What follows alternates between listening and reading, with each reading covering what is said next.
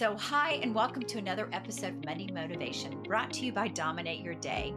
I started Monday Motivation as a space for many episodes to share inspiring ideas and thoughts for leaders in the workplace. As a former corporate leader, I know what it feels like to need a little boost of inspiration each week. In each episode, I will share a topic to motivate or empower you. Happy Monday! Feeling overwhelmed and exhausted? A recent Gallup poll found that 29% of employees frequently feel burnout. And what we know is that burnout stems from unmanaged stress. You'll hear people say I'm burnout, but what does that really mean? So I want to explain to you the three main dimensions of burnout. Number one is feeling depleted, low energy.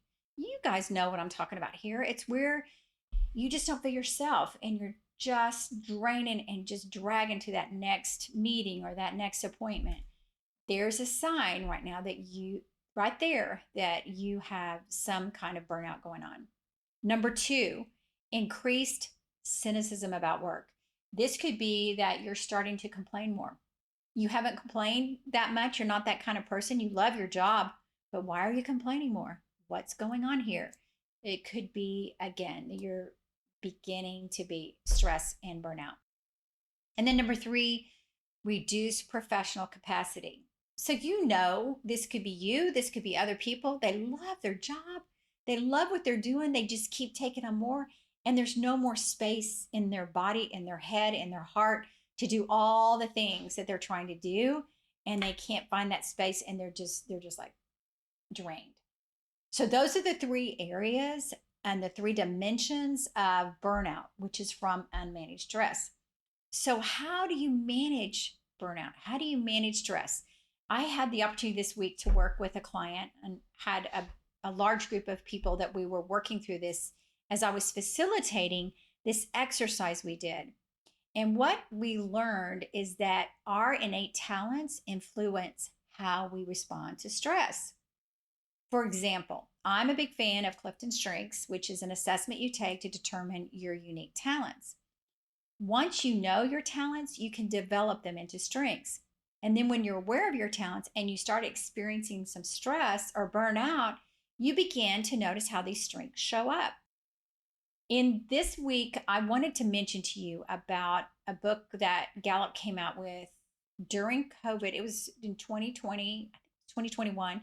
And it's called Well-Being at Work. And it's based on research from Jim Clifton, Jim Harder. And it talks about how you can reduce stress and play to your strengths by the right way, and really goes through the 5 areas of well-being. Number 1 being career, your purpose. Do you love what you get to do every day? Whatever it is, if it's volunteering, if it's working, whatever it is, do you feel like you're in your purpose? Number 2, social. Are you getting to have work and be with people that you can have great relationships with, whether at work or at home? Are you developing those relationships? Number 3, financial. You know where your finances are and you have a handle on your money. That's financial well-being. And number 4, physical, what you put in your body and what you do with your body. And then number 5, community. You feel safe where you live and you feel a part of your community. Those, after all the research that has been done by Gallup, those are the 5 areas of well-being. So when you start feeling burnout, you can think about what area of well-being is depleted right now.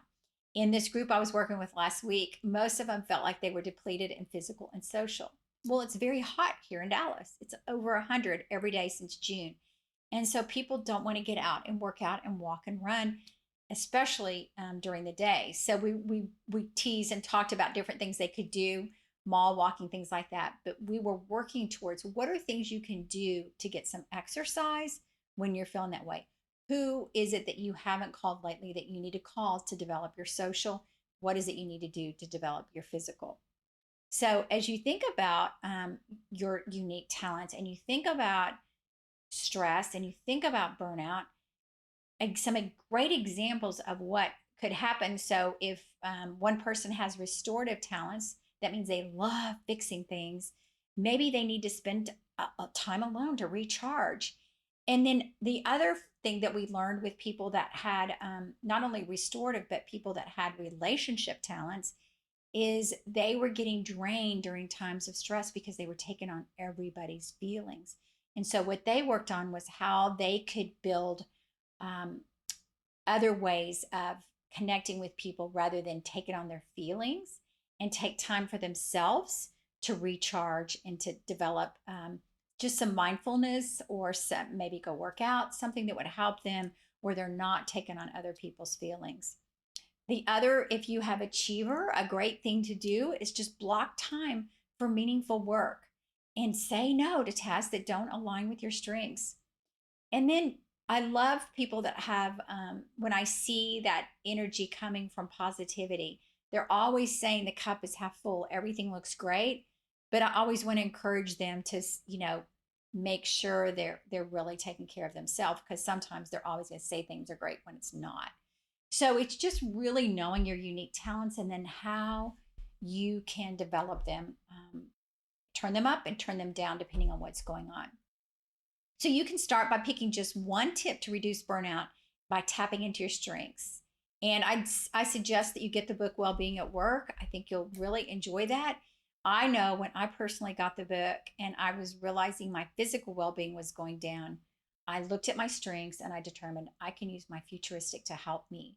If I think of my futuristic and I think about what my body's going to feel like in 6 months if I don't work out, it wasn't a good sign. So that's what motivated me to get going to work out. And that's the outcome from reading that book and reviewing that book with your strengths.